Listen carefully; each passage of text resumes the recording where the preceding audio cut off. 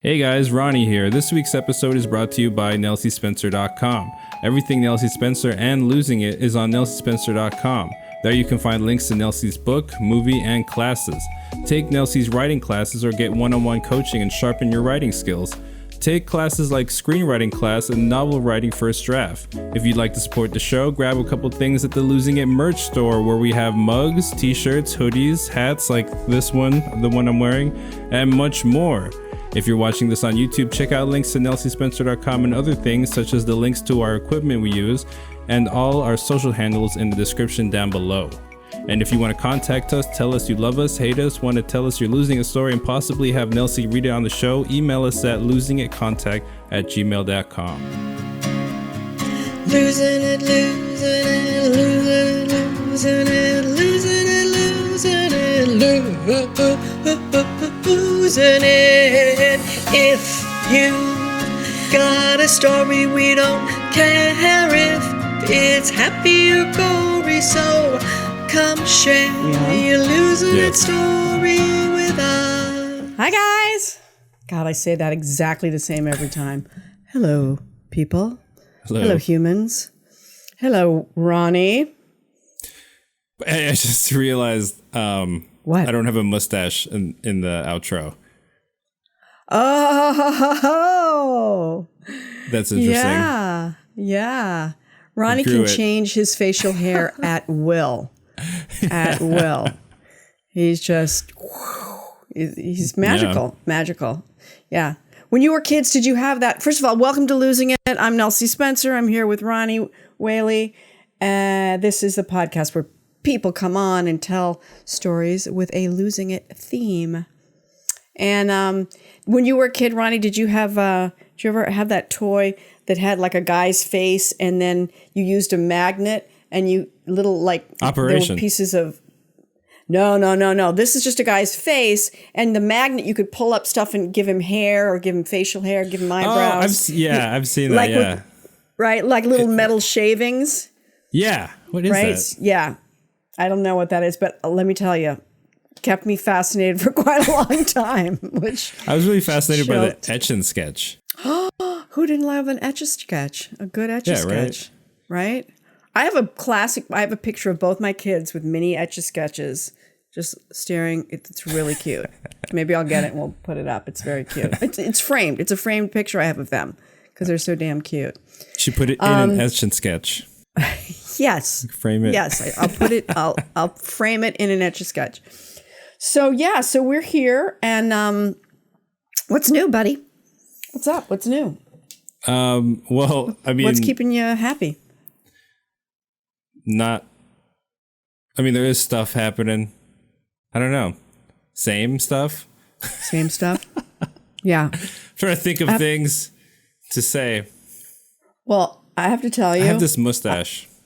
You have a mustache. I know. You have a mustache and a soul patch. Yeah. Which sometimes, right? It gives you a whole different. It's funny because on Therapy Thursday, I said that it really made you look Mexican. But then every once in a while, you look very, and I know this is a really stupid thing to say, Asian. Really? Yeah. Every once in a while, I was like, I feel German. Like I should be holding a huge beer. There you go. Yeah. You know what I mean? I feel like it needs to twirl for a beer. You know, like come up. Yeah, I can't do that. I've tried that before, and it stops. Yeah. You know. I had my Uncle Pete. He at some point in his life grew a mustache and did the whole wax thing and had it, and it came up in a curl. Yeah, he came to New York. He came to New York out of the blue, and I was visiting my boyfriend in the summer. It was my first year in New York, and I wasn't there. So he calls up my cousin Tina, who he's not related to because she's a cousin on the other side. Yeah, and he's like, well, this is your Uncle Pierre once removed. Would you like to go to the theater? And so he takes my cousin Tina to the theater. She's like, how will I recognize you? Because she'd never met him before. He's like, I'll be the man with the handlebar mustache in the lime green suit. So my Uncle Peter took cousin Tina. I think they went and saw a chorus line or something like that. And he showed up, handlebar mustache, lime green suit. He's a character. It's great for New York. Fits right in. Yeah. Had it only been St. Patty's Day, it would have just been perfection. Yeah. Exactly. So now you had something you wanted to talk to me, wanted to show me something kind of interesting on TikTok. Yes? Oh, yeah. There's this thing that's like trending of Alicia Silverstone from Clueless. And she like recreates this scene from Clueless with her now son because she's a mom. Oh my God. Yeah. I love Alicia Silverstone, and I love that movie. You're way too young for it, but it's a classic. It's a remaking of Jane Austen. Jane Austen was an American writer who wrote about women, and Emma is the book that they modernized it and made Clueless. So I'll show you this TikTok, and I want to see if you remember the scene. I'm interested to see. Yeah. All right. There she is. Ew, get off of me. Ugh,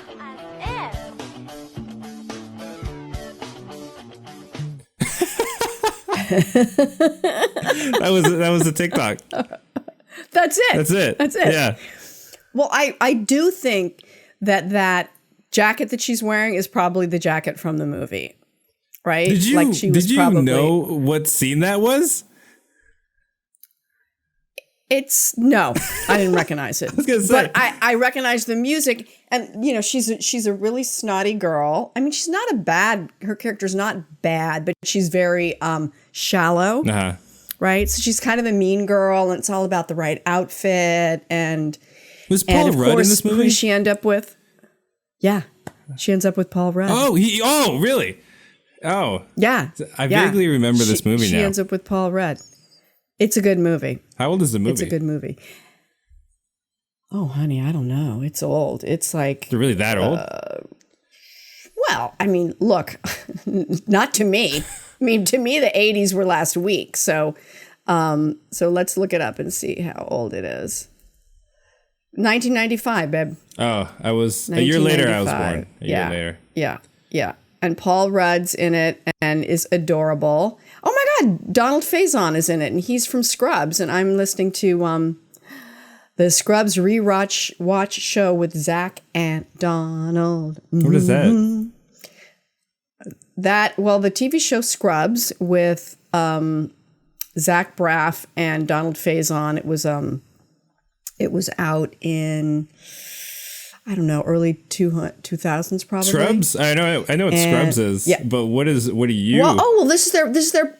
Oh, what the fuck am I talking about? What is that? I'm talking about a podcast that's a rewatch podcast where they go through every episode because Donald Faison and Josh Braff are best friends in real life. This is like what they do with The Office. Exactly. Oh, okay. But I have to say, well, they're both good. I'm a sucker for that kind of stuff because I love hearing behind the scenes stuff. Yeah, I know, same. But you know, Alicia Silverstone, she didn't do that many movies after that.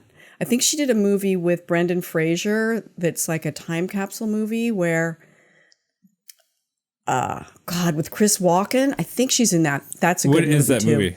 But is it Dudley Do-Right? No. It's I really thought I got it. No. Dudley Do-Right, honey, is he plays a Canadian Mountie, and that's based on a cartoon. Oh my God, Brendan Fraser has not aged well. He was such a hunk. I know, that's so mean. That's so mean that I said that. Am I right? That's so mean that I said that. I think Dino, you might have to cut that out. Oh my God. It's always looking better there. I mean, who am I to talk, right? Like if I had been famous and people were seeing me now, they might be going. I think. Man, how old is he? 52. She did not age well. 52. You know, you get puffy sometimes. You know, you just get puffy. It was a good movie. Chris Walken. Blast from the Past. That must be it. Yeah, that must be it. How come I couldn't find it? I don't know, I just searched both their names. Christopher Walken. Yep. Sissy Space. It wasn't on his SpaceX. SpaceX. Dave Foley. Oh, honey, you're so young that you don't know. I've never heard that in my life. Is. What is that? One of the greatest female actors of the second half of the 20th century. I would venture to say. She's in the original Carrie. She's in the original Carrie. Stephen King. Oh my God, Stephen King. I have so much to teach you. So she looks like Stephen King, though. Yeah, no. Are they related? She looks like Stephen King now. I mean, she kind of does. All right, so let's just get back to Alicia Silverstone and Clueless. If you haven't seen it, watch it, you guys. It's a really good movie. It's a great romantic comedy. It's funny. It's smart. She's fantastic in it. And then she didn't go. Then she kind of, I think, left the business and just had kids. Right? See? And she became very, very... Oh my God, See? You're right. That's why I was like, are they like related? Ronnie's showing me how Sissy Spacek and Stephen King kind of look the same. They kind of have the same nose. They do. And they both have good cheekbones and a nice, strong jawline. Green eyes? Yeah. They both have green eyes? Yeah, maybe they are. You know what? Separated at birth. Maybe. So, well, I'm kind of surprised that Alicia Silverstone, that little TikTok thing went nuts because it's, what is it? 7 seconds? Yeah, that's a lot of kids of celebrities are just making TikToks and then just putting their parents in them, and then they're just now blowing up on TikTok now. Like there's that Gordon Ramsay's kid is doing it. Yeah, a lot of them are doing it now. So yeah, a lot of people are like upset about it. Also, I mean, if you were their, if you were their kid, I would do the same thing. Exactly. Like, use it. Yeah, I mean, nepotism. Look, get it while you can. In the words of Janis Joplin. Now you're going to say who's Janis Joplin. Am I right? No, I know Janis Joplin for sure. Okay. Yeah. So I here's used to the thing fall about sick to Maybe, Oh. Yeah. Wow. So somebody was doing the right thing. Somebody in your family. My dad's. Your dad. Yeah. Your dad. How old's your dad? Is he my age? He's mid-50s. Okay, so he's younger than me. Yeah, his teenager-ness was in the 80s. So he's a little young for Janis. Well, yeah, he's one of those kids in the 80s. Well, this is what he says, but it also makes a lot of sense. He was one of those kids in the 80s who would listen to music from the 70s. Good on him. That's all I have to say. Except for like Bruce Springsteen. I think that's it.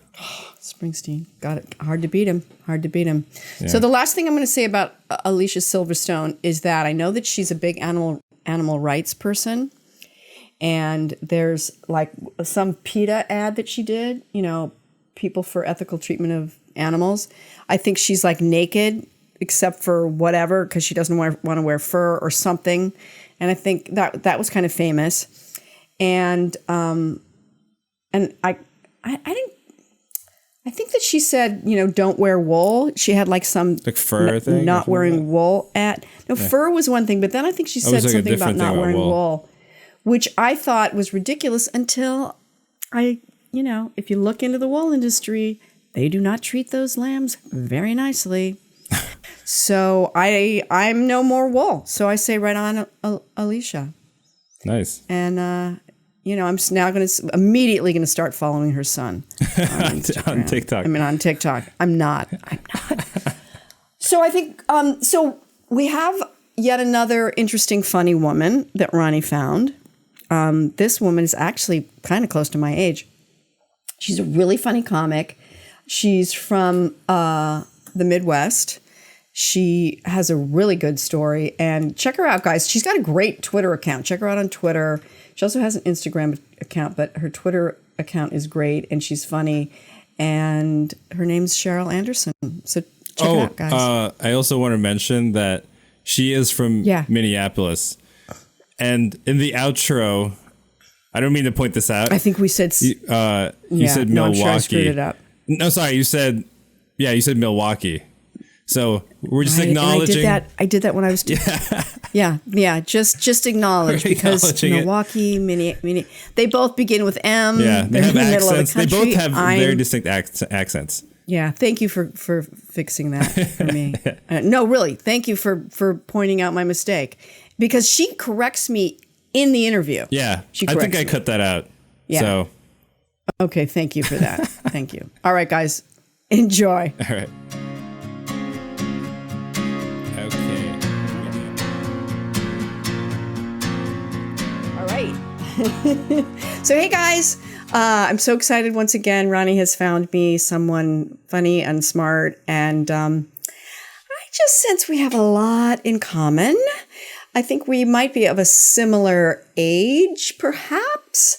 And she's really funny. I just got to watch a bunch of her sets on YouTube, and she's coming to us from Milwaukee.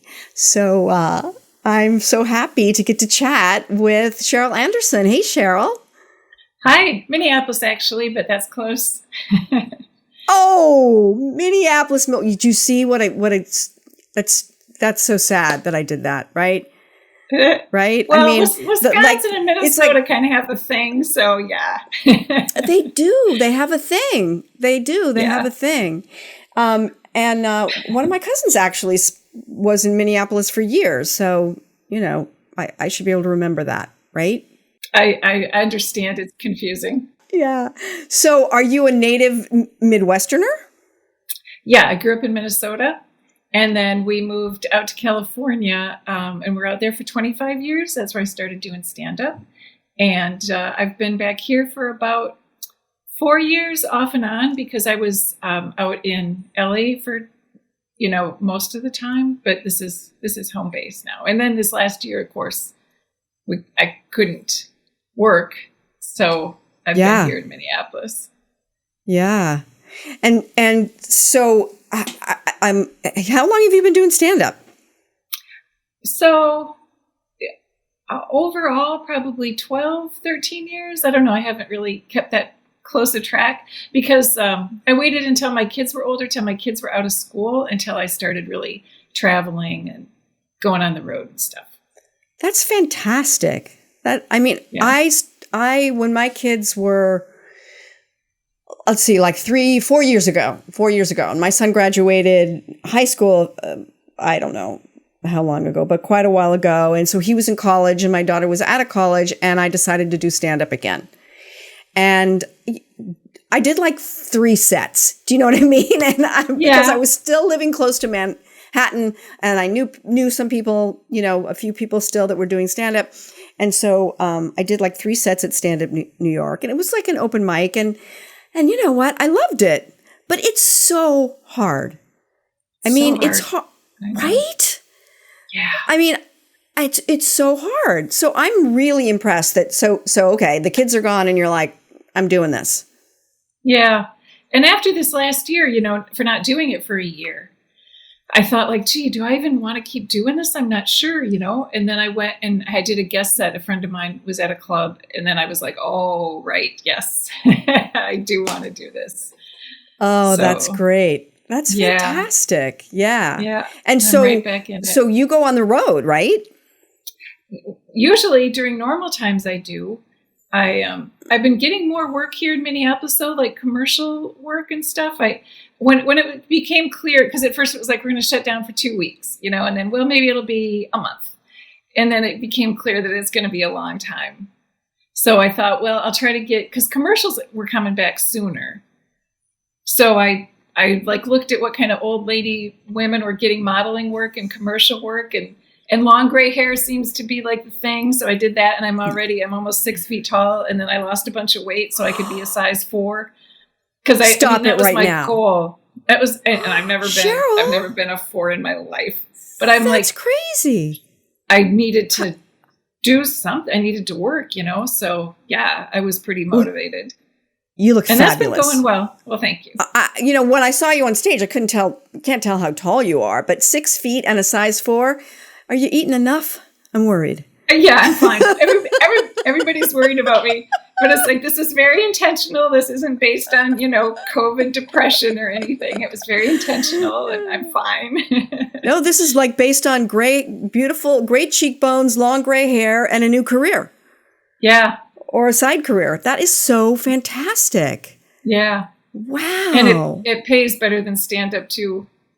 I think Stand up at the level Starbucks pays. that I was at. Yeah. Yep. The post office pays better than stand up, right? Oh, definitely. Yeah. Okay, so your kids are let's say your kids are in college and you're just sort of, I mean, the funny thing is that one of the sets that I did when I went back to doing stand up was about being an empty nester and about, how great it is. Yeah. It's like, I mean, I love my kids. I love them, but I feel like it's really well planned. I feel like when they turn 18, you're just about ready for them to go, like, yeah, not for good, but just to go, yeah. For a semester. Well, it's I was a wreck when my youngest left. When the oldest left, it was very, very difficult. And then when the youngest left, because they're almost 8 years apart.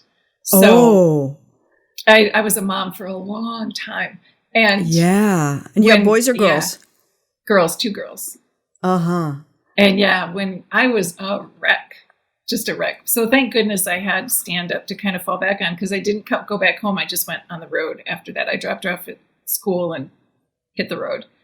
So that gave me a diversion. That's fantastic. Yeah. Wow. I'm really impressed. And I love that. I love to go ahead. Oh, I appreciate and understand what you're saying, how nice it is to be an empty nester. Because once you adjust to it, it's like, oh, I don't have to set a good example for anybody anymore. I can just...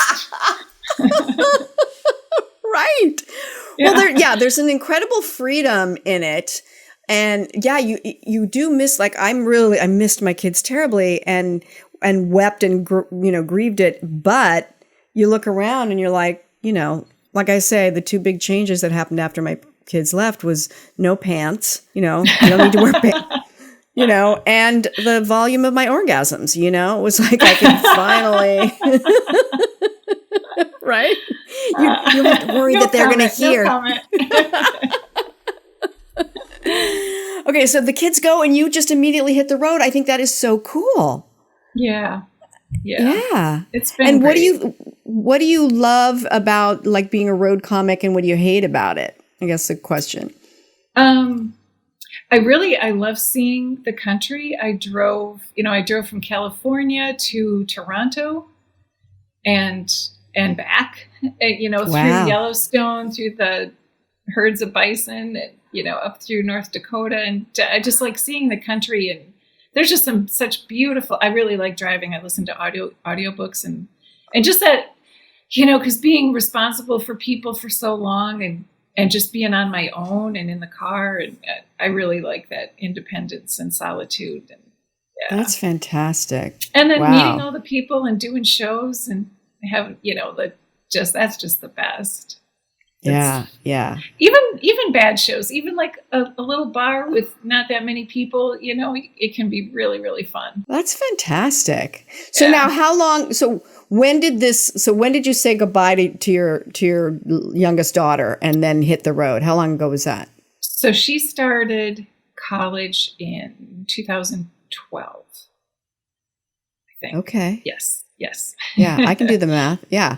Right. So you've been doing that for a really nice, solid, long time. Yeah. And I was doing open mics and stuff around town before that. I was doing a lot, just around the Sacramento area where we lived then. And what did your kids think about that when you decided to do stand-up? Because I feel like, another one of my jokes is, when kids are really little, they think you're great, oh, mommy, do your dolphin imitation. Mommy, why is the sky blue? And then they turn on you and like go, what are those pants supposed to be? You smell. You know what I mean? Like suddenly, that's how I experienced. But I feel like sometimes with girls, it's different. Like, were they embarrassed that you had decided to do this?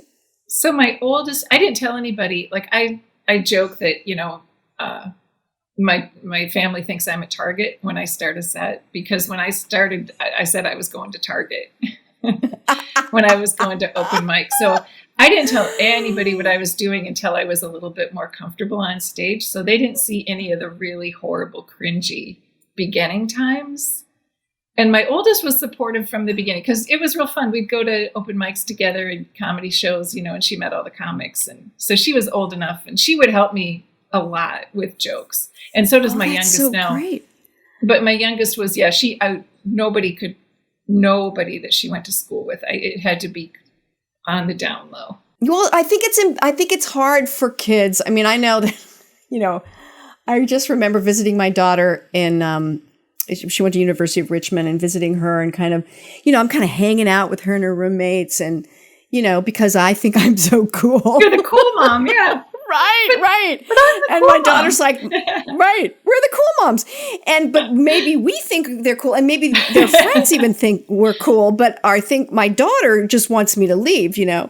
And so I made the joke. I was like, I said, I'm embarrassing you now. Don't make me moonwalk. I will moonwalk right now. And of course she's like, Mom.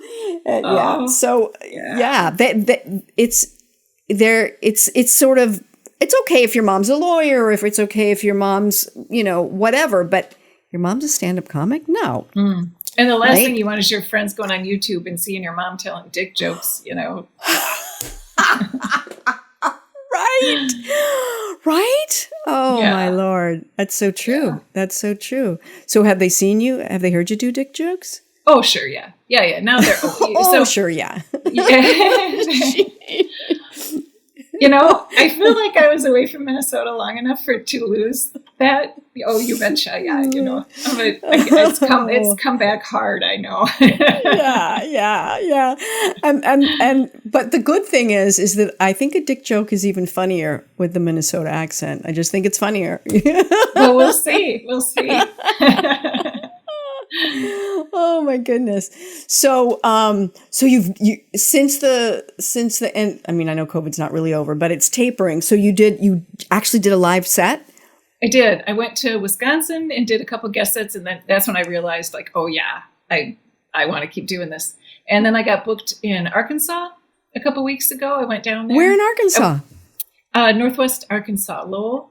There's a club there called The Grove. I went down early and went fishing in the Ozarks. And yeah, that was great. That was with Jim Brewer from SNL. Oh my gosh. Wonderful, amazing. He killed it, like standing ovations every show. He just killed every show. Wow. Really impressive. When you mentioned Arkansas, the reason I asked where is because a movie that I co-wrote and was sort of involved with from the beginning and produced was shot in Little Rock. So I've actually spent some time in Arkansas. Okay. So yeah. It's beautiful. It's a beautiful It wasn't what I expected at all. It was beautiful. Wonderful people. It's beautiful, right? Nice. Yeah, wonderful people. Yeah.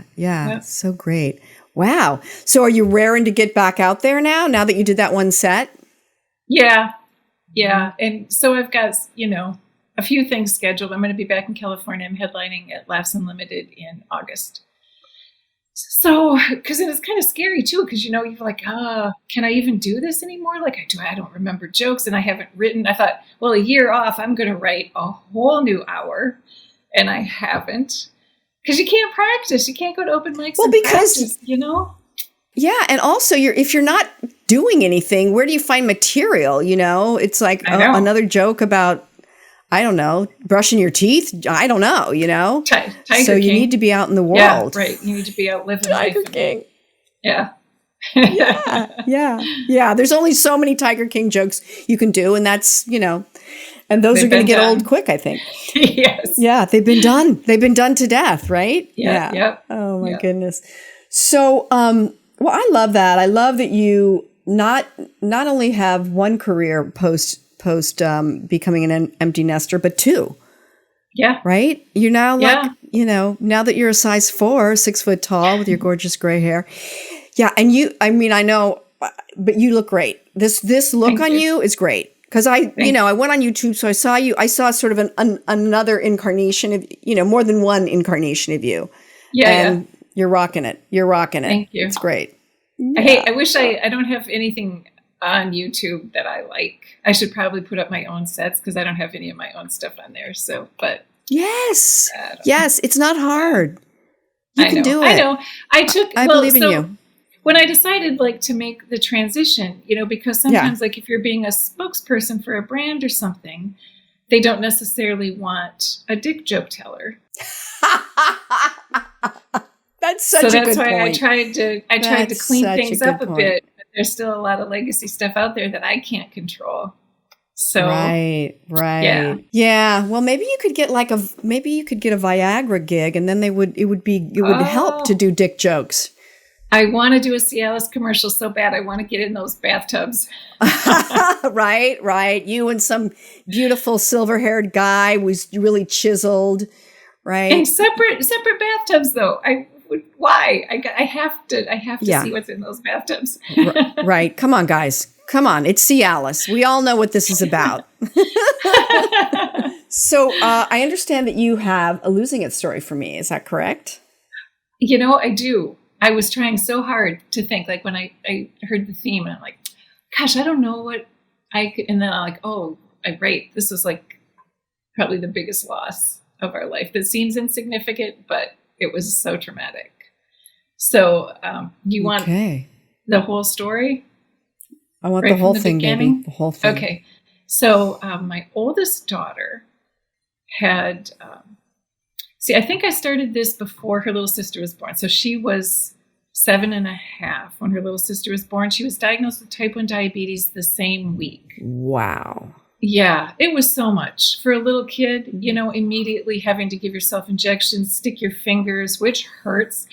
Because when they're training the kids how to do all that, they're like, well, mom will do it too. So mom has to stick her fingers and act like, oh, that's not so bad. And it hurts like heck. And, stick needles in your own body it's a lot. So she had a little teddy bear that I anthropomorphized. Yes. I should have practiced Perfect. that word. Yes. Yeah. Yes. Who she would talk to more than she would talk to me or anybody else, Buddy. Buddy would come to her at bedtime and ask her about her day. Oh, it's going to make me cry. Oh, didn't expect that either. And she would talk to Buddy, and he was just Buddy. And so he stayed with her. He would come on vacation with her. We have pictures of Buddy at Disneyland and Disney World and Devil's Tower and Mount Rushmore and just everywhere, And so it was older. We were going down to visit. My dad and his wife would spend winters down at Lake Havasu. So we were going to visit them.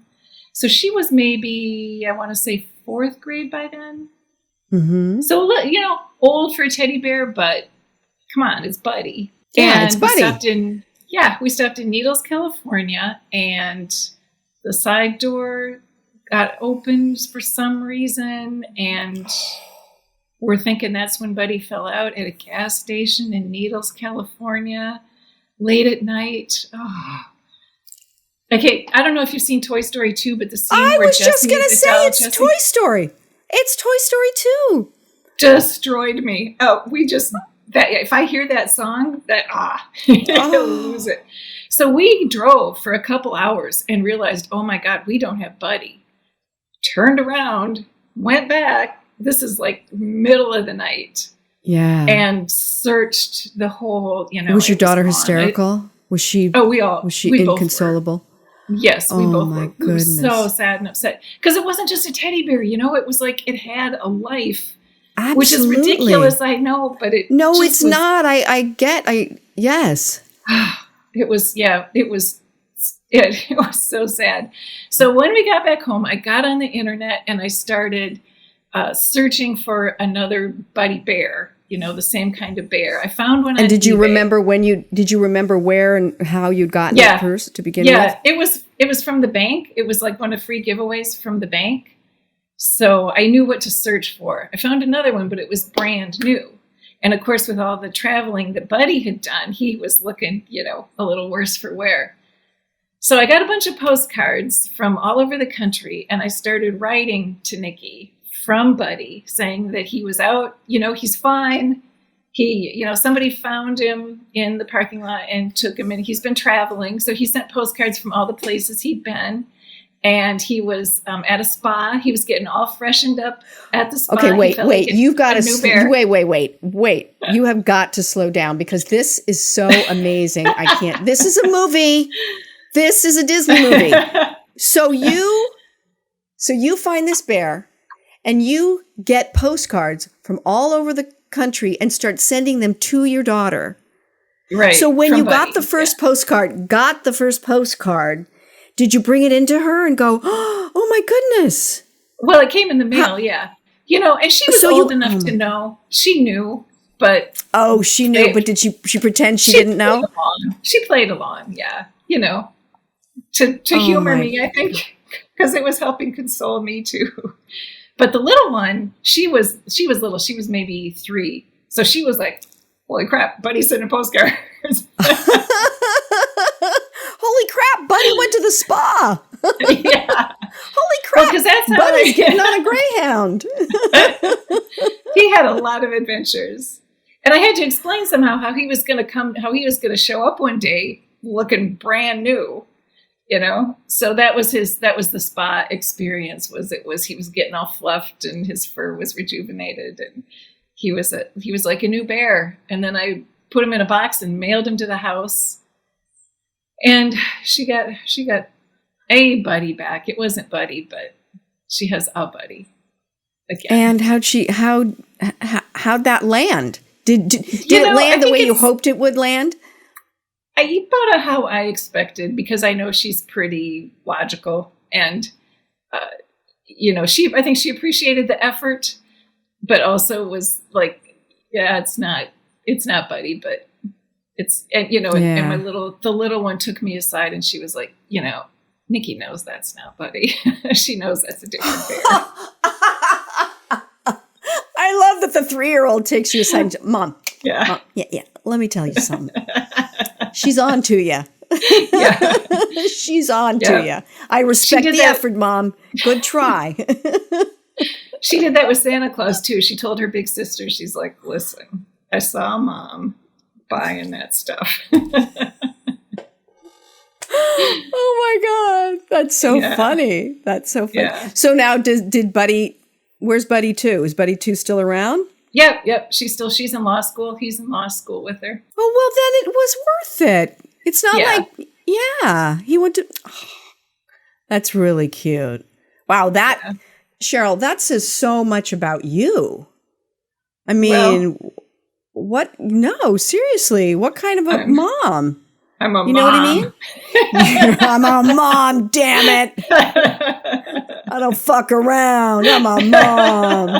I will find that bear and I will send it to her. I love that. So which brings me back to soccer. Did your girls play soccer? The little one did. The oldest one played softball and some basketball, and the little one did some soccer. Not a lot. I mean, I was more of a soccer mom by image. I drove a minivan.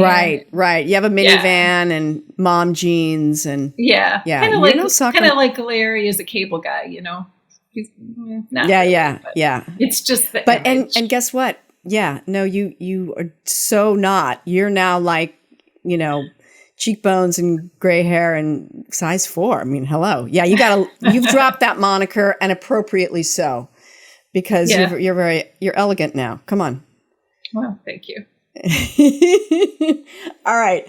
So that is such a good story. I'm very impressed. And I feel like I'm humbled. As a mother, I'm humbled. I don't know whether I would have gone to those lengths. I do remember when my kids, when we were in one of those like all-inclusive resorts, like I think maybe in Mexico, and my daughter I bought my daughter like a shark tooth necklace, right? And it, of course, overpriced at one of those, some roadside place, and she goes in the pool, and I said, sweetie, you probably shouldn't wear that in the pool. It might come off. She's like, oh, whatever. Didn't pay any attention. She gets out of the pool after they've been playing in there for hours, along with 27 other kids. She doesn't have her necklace. She's inconsolable, and we spent, 40 minutes diving and doing this on the bottom of the pool. We found it. Oh, I felt pretty good. Yeah. Good. I felt single-minded like you. Like, I am finding that. Yeah. Yeah. So it is, you don't mess with moms. You don't want to mess with moms when they're trying to help their kids. Oh, yeah. And especially one of the things that I think that we want to do the most is save them from sadness and, make their, and so when Nikki lost Buddy, like it's almost unthinkable that she would lose him. Yeah. Yeah. because there's so much history, you know? Yeah. Right. Oh, and it's such and a it's sad spot. Oh, Oh, and he got her through so much. yeah. Yeah. Oh my Lord. That's a good story. I didn't see that's our first stuffed animal losing. I like that one. That's really good. I mean, especially because the way you solved the problem or the way you remedied it was so creative and, and sweet. And I'm telling you, there's a screenplay in it. Yeah, I could, Right? yeah, I could see that. Yeah. And you know what? I was going to say you get to play yourself, but you don't because we need someone younger. Damn it. Yeah. I could do a voiceover. There you go. Yeah, you could do the voiceover. Yes, it needs narration. So you do the narration. So I don't know. I think Ronnie probably told you that we end with 3 questions. Okay. But even if you don't, you'll know the answers. You'll figure them out. Okay, I'm going to give them to you one at a time. Okay. In the next year, is there something that you hope to lose in the next year? I'm probably going to be moving, so hope to lose ties to a certain place, or just to be more free, independent. Okay. Good. And is there something you hope to gain in the next year? Oh, more work. I want to gain work and money. Yes. I want to gain employment and some dough rate. And it's just reality. You want to gain abundance. You want to have more money. Yeah. It's shallow. It's shallow, but after this last year, I just feel like I really like working and being busy. So I really want to get back to it. Yeah. So you want to gain more work. And, and what you do is not to sound too hoity-toity, but you're of service because you're making people laugh. I think we really need it now, too. Oh, yeah. We need it so much. Okay. So you want to gain more work. Fantastic. And is there something that you hope you never lose? Hope I never lose optimism. I'm optimistic. Even through the worst times, I'm optimistic for the future. Yeah. So. Oh, that's fantastic. That's a good one. You know what? And I haven't heard that one. I haven't heard that one. So that is a really good one. A lot of times people say they want to lose weight. Of course, you're a size 4, so you have you have no weight to lose.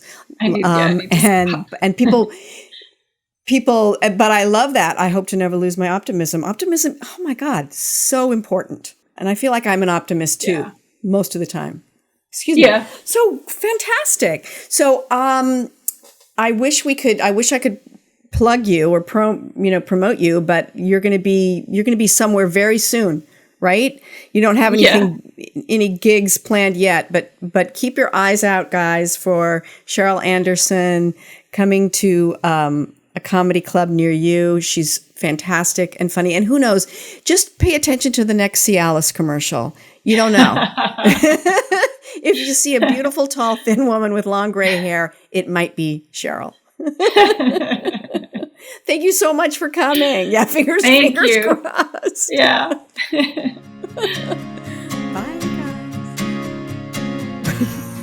guys. What are you doing? You look very silly. Okay, you're good. Because I can't. I had to see. It's like there's a ring light in front of it now. This is what you were doing. That's my my clownfish impression. That's so funny. I was just thinking of Dory. And actually, so Cheryl was fun. Yeah. And that story, my God. That's absolutely that Toy Story. Right? I mean, she said after, I don't think we were still recording when she was like, do you think it really is a screenplay? I'm like, yeah. She's like, animated or not? I'm like, no, live action. Pixar's already done the ultimate, I dropped my toy out the door. But man, she was really something. Yeah. I liked her.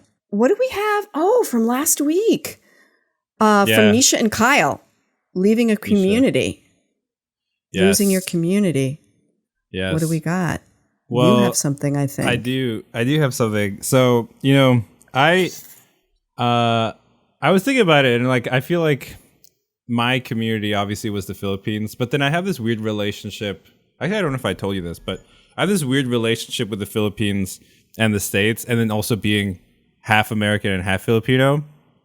So growing up in the Philippines, you know, I was my complexion is more on the white side, right?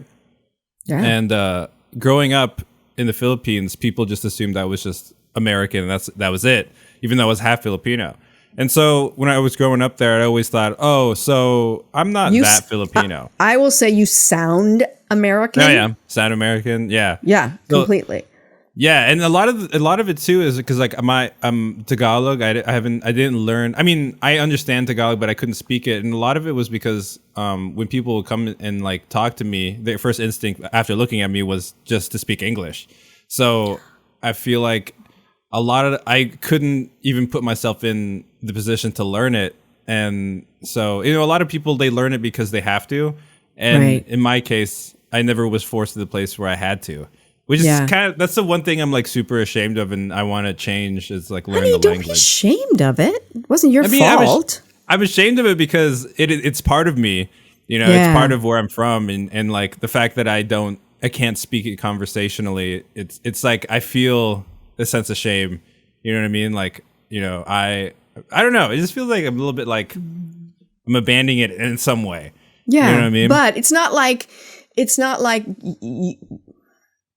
you didn't have the opportunity to. So excuse me, I don't want to sound like a fucking therapist, but you're allowed to feel sad and disappointed, but I would suggest that feeling ashamed is really not appropriate. Just, excuse me, I thought I was Heidi Haddad for a second there. Okay, so go ahead. So yeah, like, you know, so I identified with being American a lot because that's how people saw me, you know, and I was also treated differently, and especially in schools. And like, you know, I grew up in the Philippines, so I had Filipino friends and classmates, but I also grew up in an international school that where a lot of Korean kids were sent to. So majority of my school is actually Korean. So I grew up next to a lot of Koreans, like a lot. So our school was like 60 to 70% Korean. Oh, wow. So, yeah. So majority of my classes were Korean, and a lot of the Koreans would, you know, they would talk to me and they would try to learn from me and stuff, and English and stuff like that. So, you know, I at some point my English was getting better. Even though it was like the only language. Even though my first language was Tagalog, that was my first language as a child. Wow. Yeah. And then I went to that same school, and they kind of said, you know, they beat that out of me for some reason because it's an English only school. Because they're stupid. No, right. It's like my mom was left-handed, and they tied her left hand behind her back so she could learn to write and eat with her right hand. Like it's that weird thing of like making some decision that being left-handed is bad, that speaking your native tongue is wrong. It's stupid. Just to be nice and judgmental. Stupid. I'm totally on board with that, though. You know. Yeah. Okay. I'm not defending that school at all. Fuck them. Yeah. So like I was like, okay, so that's who I am. You know, like especially when you're growing up as like a kid. You're always constantly looking for your identity and like where you fit, you know? Yeah, and I was like, okay, so maybe that's where I fit in. Like I'm the white kid. That's me. I'm the American white kid, right? Okay, that's what I am. Right? I'm like, okay, I guess so. Because that's what people are throwing at me. I'm like, all right, fine. And then I moved to the States independently by myself without my family, because I used to go to the States all the time, but with my family. This is the first time I've moved there alone, with my ex-girlfriend. And I realized that I'm not American. I'm not as American as I thought I was. You know what I mean? Could you be American if you grew up in the Philippines, right? Yeah. Even though your dad's American and you speak English like an American, it's a very different culture, right? Oh yeah, it is. There's so many things that are different about it. Like we're reserved as Asians, or as Filipinos, we're reserved people. Like we're reserved, and it makes for a kind of an easier social life in passing. just because in passing it's not as aggressive, right? I mean, that's more of like a personal opinion because that's how I like to go. Wait, you lost me. What do you mean by that, in passing? Like not like just like small talk. Like small talk. Oh, uh-huh. Yeah. So the small talk in the Philippines is very short or non-existent, but pleasant. And then in the States, I've noticed that it's very it's either extremes. So it's either let's talk or let's like acknowledge each other and that's it, you know? And it's very evident. In the Philippines, there's a lot of like gray area, which is cool. Like I'm more accustomed to it. That's probably why I like it. And it's more like, you know, like here, here's an example. Like I'm trying to explain this the best way as I can. But like if I go into an elevator in like New York, it's either the person looks at me and they look away, or they're like, yeah. Hey, how's it going? How was your day? You know, all the, that. You know what I mean? Whatever. I have to like rush a conversation till my next thing. And you know what I mean? In the Philippines. Yeah. Yeah. You know what I mean? You know what I'm saying? Yeah. Yeah. I have a funny story related to that. There was a woman who used to take my writing class, and she was a bit quirky, and she talked about how she went into the bank, and I think she wrote about it. So the person at the bank said, "Hey, how you doing? How's your day been so far?" What do you mean, how's my day so far? It's none of your business. Like, she went off. Like, she thought that was so inappropriate. The woman, she was a writing student of mine. Okay. She went into the bank. The teller said, "Hey, how's your day been so far?" And she went off on this poor teller, like the teller asked her if she had herpes. Do you know what I mean? It was like, what do you mean, how's my day been so far? How's your day been so far? What if I've had a really bad day? I just want to come in here and cash my check. Don't ask me Yeah. And she went off in the writing class, and everybody in class was like, "Oh, this is a class." This was in the writing class. Multiple people. Yes. She went off on what an That's so asshole funny. the teller was. And I was like, yeah, okay, well, that's just... and write it down? You know that management at TD Bank basically said, so when people come in, ask them how their day's been so far. Yeah, that's probably... Right? Yeah, that's what they say, right? You go to, like, the welcomer at Walmart doesn't really give a shit about... No, does not give a shit. Yeah. They don't. So in the Philippines, if you go to the bank, they're not going to say, how's your day been so far? No, they will be like, "Hi, how you doing?" And then it's just like, "Yeah, I'm good." And then that's it. And then it's like, we don't have to bullshit here. You know what I mean? Like, it's a cool thing, actually. I never thought about in the Philippines socially wise. Like, the pleasantries are there if it's to make things less tense. But then if we don't need to talk, then we don't have to talk, because it's not like anything's gonna happen. Like if let's say the bank, if they're like, if they ask you how you doing, what's going on with your day, you know, I would probably be like, I don't have to tell you that because this is not going to lead to anything. You know what I mean?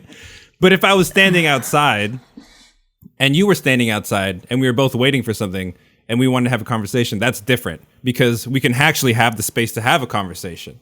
But then, like, you know, if it's just this really quick thing, we both know that there's no point in continuing conversation. You know what I mean? I do, but I am the really annoying person that's like, that, like, if somebody says, "How's your day been so far?" The teller at TD Bank, I'm going, "Well, actually, thanks for asking, because I woke up and I was a little down because I'd had this weird dream." But so, Ronnie, so you're talking about losing your community, because let's make our way back to Nisha and Kyle. So when you left the Philippines, did you feel like you left your community? And when you came here, did you find a community? Well, that's the thing. So when I left the Philippines, I grew up thinking like, oh, I'm outside of my community, because I'm the white American. And so going to the States is my community. So I go over to the States and I'm like, oh, okay, I'm in my community, and I find out very quickly that this is not it. this is not my community. And I realized that I was in my community this whole time. Oh, you know what I mean? Man. Yeah. Yeah. It's like that. It's perspective. It's like yeah. stepping outside the box Yeah. and being like, oh, realize that the Philippines is my community. And that's my home. And I identify as a Filipino, even as half, but also more Filipino, just because it's majority of my life. Yeah, you grew up there. You grew up there, So it was interesting. It was interesting to find out and to experience and go through that. And then like being in New York and in the States, trying to like find Filipinos and even just Asian people and be like, where are you from? Yeah. Oh, look, an Asian person. I'm going to go talk to them. Yeah, exactly. Like if I was at a party, I would gravitate to an Asian person like, where are you from? Can we talk about? So here's the thing. Here's the thing I want to ask you though, because I feel like there's this new rule where you're not allowed to ask people where they're from. And I almost always ask people where they're from. And that's not because, sometimes it's because they have an accent, and I know that they probably weren't born in New York or New Jersey or wherever the heck I am. But I feel like the new rule is you're not allowed to ask, because then you're making them feel like they're other. Right? Yeah. But for me, it's a way in. It's like, where are you from? Oh, you're from Korea. Oh, you're from the Philippines. Oh, you're from, Puerto Vallarta. That's so great. I mean, I love, you know what I mean? So, but because you're an Asian guy, you get to see another Asian person at a party and go, yo, where are you from? Right? Let's talk. Yeah. It's usually at something like that. They like, as soon as I say I'm Filipino, they're like, "Oh, okay, all right, let's dial in here." And then I feel the sense of community. But I get what you're saying, like, and I kind of don't like that, but I also get why it's happening. Because usually, like, I ask, like, usually I ask, where are you from and what's your ethnicity. I say those two things because someone could be first generation, second generation, Asian or whatever. Yeah. And I understand the hesitancy that. Especially white people get to when they want to ask that, and also on the other end of those fucking white people, God, so on insensitive. The other end of it though, I do witness like other non-white people getting offended for the wrong reasons sometimes. Like sometimes you need to have the conversation, like you need to discuss it, because if we're just going to pretend like, you're not, your race, or where you're from. Exactly. Then what's the point? Like we're supposed to be talking about it. It's part of who you are, and it's part of finding out how somebody is, and it's who somebody is, and it's part of finding out commonalities or whatever. I mean, I'm a curious person. Like if I met you at a party, Ronnie, and I mean, I don't think I would ask you where you're from because you don't have an accent. Yeah. I don't think I would. I would tell you like in the first 2 minutes. Yeah. I'm from the Philippines, yeah, but I really didn't feel Filipino. I'm Filipino, but I didn't really feel like they were my community. But now that I'm gone, I wish I was back there. That's all in the first 2 minutes. Yeah. Right in the first 2 minutes, I'm going to tell you everything. All you said was hi. Yeah. So apparently, you are good at small talk, or no, big talk. That's not small talk. That's big talk, right? I'm not good at small talk. I have to go all the way. You know what I mean? Yeah. Like, so do you want to know everything about me and my insecurities and where I'm from? Stuff like that. Yeah, that's how I lead in. I like to lead with my insecurities. I like to just wear them, all my insecurities. Just love me. I know we're just standing next to the cheese plate, but just love me. Okay. Just put this all on the table now. Yeah, it's intense. It's intense. Oh God. Well, you know what the good news is that, we're all insecure. We're all insecure. So I do feel like if you wear your insecurity on your sleeve, people are going to go, oh, you hate parties? Me too. Oh, you're sweating like crazy? Me too. Yeah. I mean, I think of myself as being pretty, one would see me as outgoing, but if I go to a party, I go straight to like the food, because then I can act like I'm interested in the crudité and I don't have to try to talk to people. Like, yeah, I get that. Like the first instinct at a party, I get that. Like me, if I was at a party, my first instinct would be the people who were sitting down. Oh, really? So you go and find Yeah. the people that are sitting down and you sit down with them? Yeah, actually, No, you just scan the room for an Asian person. That's that first, but then if that's out of the if that's out, then Yeah. I go to the people sitting down, because the people sitting down, they just want to talk, you know. Oh, okay. You know what I mean? All right. Because like if you go to a group of people that are standing, the people are gonna leave. You know what I mean? So there's no So backup that's plan. the worst, when you walk up to a group and then everybody leaves.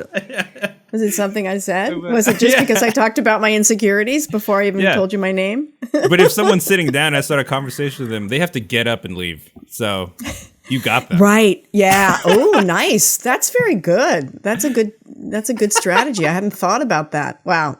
If I ever go to a party again, I'm going to try that. Yeah. But do you feel now, Ronnie, that, I mean, I know this is a really dumb question because we've all been quarantined forever. Yeah. But, do you feel like you're finding your community in the States, or are you like just chomping at the bit to go back to the Philippines? Yeah, I mean, I definitely found some community. Like I have a couple friends, from the Philippines, and it's just kind of weird. Like sometimes I just don't click with people. I didn't realize I could do that, because sometimes I feel like I can, hold a conversation or get to know someone, but sometimes I realize that I can't do that, and that's something that being outside a community, I feel like happened because of that. But it's not like I'm isolated, so Yeah. that's good. But I do miss the Philippines for sure. It's not like you're living in a cabin in New Hampshire or anything during a pandemic. Yeah, that's another thing. Like being in New Hampshire is totally not the Philippines. A lot of white people in New Hampshire. Yeah, I was at a lake and I saw this Chinese girl, and I was like, "What are you doing here? You lost?" And she said, "I beg your pardon. What? I'm third generation New Hampshire." Yeah, I was like, you know, we're not. This is not New York. We're not supposed to be here. Yeah. Did you say anything to her? I did. I was like, "Why are you here?" And what'd she say? Did she was like, yeah, you're I not know, good I'm- at small talk. You're not, Ronnie. You're not good at small talk. No, she just said, no, she never left New Hampshire. She's first generation. Yeah, I was like, oh, that's interesting. Like, why would a Chinese family come to New Hampshire? Yeah. Well, you know what's funny? I have a friend who was also a student of mine, and she's Jewish, and she grew up in Vermont, and she was like the only Jew there. And she's like it was the weirdest thing. Yeah. She came to New York. She's no dummy. She moved to New York. I mean, and she loves Vermont. She does. But she was like, why did my parents why did my parents move our Jewish family to Vermont? Like, That is a good question. right? Yeah. Yeah, that's very funny. That's very funny. All right, so here's my question. Do you feel like your community, when you continue to gather your community, will it be what's going on? The sun just The sun just came in. in into my eyes. Yeah, I know. It's very bright. There you go. Do you become a think it very will be? serious Do you think it interview will have any diversity in it, Ronnie? Is it only going to be other Asian people? Sorry, could you repeat that? Totally. Once the pandemic's over, Oh yeah. Okay. and you can grow a community, do you think it will Yes. have any diversity in it, or it will only be other Asian people?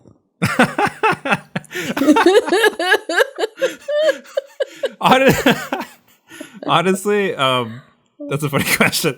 Well, you got Honestly- me. You got me. I'm Yeah. part of your community, whether you want me to be or not.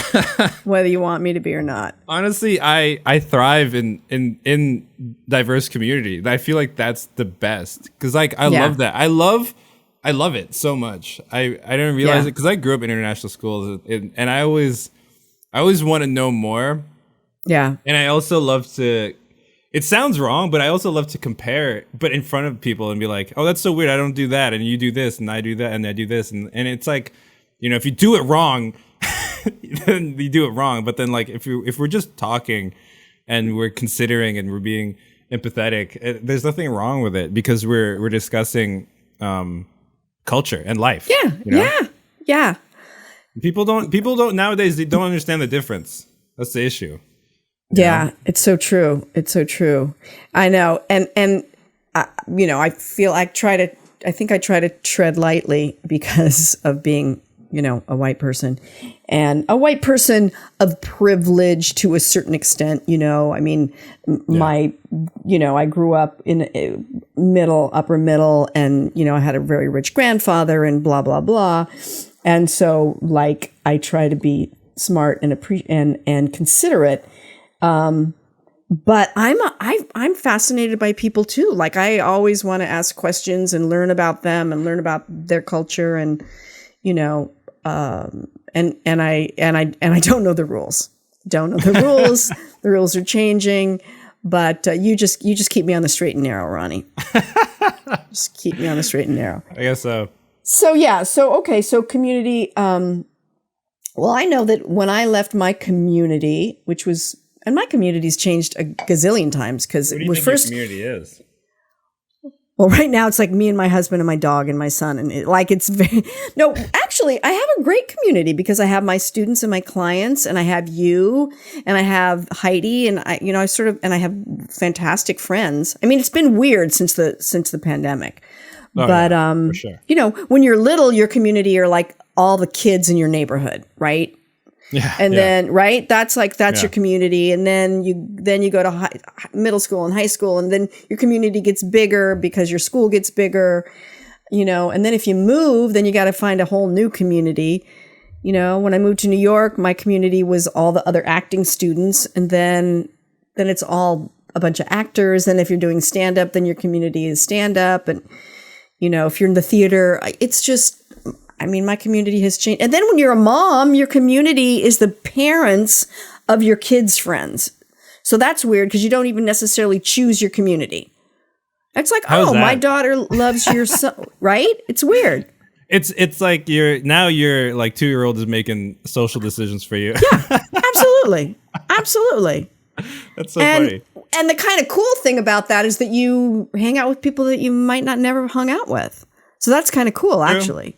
Yeah. That's true. Yeah. So, all right. I think we figured it all out, Ronnie. Right? All right. So, what are we looking for next week? Oh, next week we're looking for, I think Cheryl's story about, first of all, Mom of the Year with like the postcards and the whole thing with finding a new buddy. Like, I am so humbled in her presence. So if you have a story maybe that you went above and beyond to sort of save the day, which I think she did for Buddy, or I don't know, a story about actually losing an object that you can't replace and how you, value. Yeah. Something you lost with sentimental value that you can't replace and how you coped, what you did. Yeah. Right? Is that a good one? Yeah. That's interesting. We haven't done that. No, we haven't. No. Yeah. All right. Well, are we done, Ronnie? Did we do it? You know how Heidi's not here, so she can't get mad at me for saying we did it. That's all the time we have. Thanks for coming, guys. I see the clock on the wall. I'm gonna clip together like a 30-minute of just "Are we done yet?" and just like all the "Are we done yet?" and just send it to Heidi. And then you can clip together all the times I gave her the finger, and then and I adore her, so it's very funny. Yeah, so we're diverse, right? I'm a mature white lady. You're a young half American, half Filipino. Heidi's Jewish. Well, then we got Dino and Alex, and they're both Filipino. So I'm the minority. Yes, finally. Oh my God. And it's so hard. I'm so oppressed. Oh my God. People don't understand. It's so hard. It's so hard to be white. Oh my God. All right. God. So, I'm not going to say it, but we're done. Last but not least, do not poop in the ocean. Thank you. Oh, I was waiting for that. Thank you. Thank you. You're welcome. Losing and losing and losing and losing and losing and losing it. You came and you listened to the story. I hope so much that it didn't make you sorry, and I hope so much that you'll come back again. Losing It, hosted by Nelsie Spencer. Produced by me, Ronnie Whaley. Theme song by Hunter Williams. Follow us online on YouTube, Instagram, Facebook, Twitter, and all podcasting platforms at Losing It Podcast. Viewers can email Nelsie with questions or comments about life, writing, comedy, or even your own Losing It story for a chance to be on the Losing It Podcast at losingitcontact@gmail.com. For everything Nelsie and everything Losing It, visit us at nelsiespencer.com.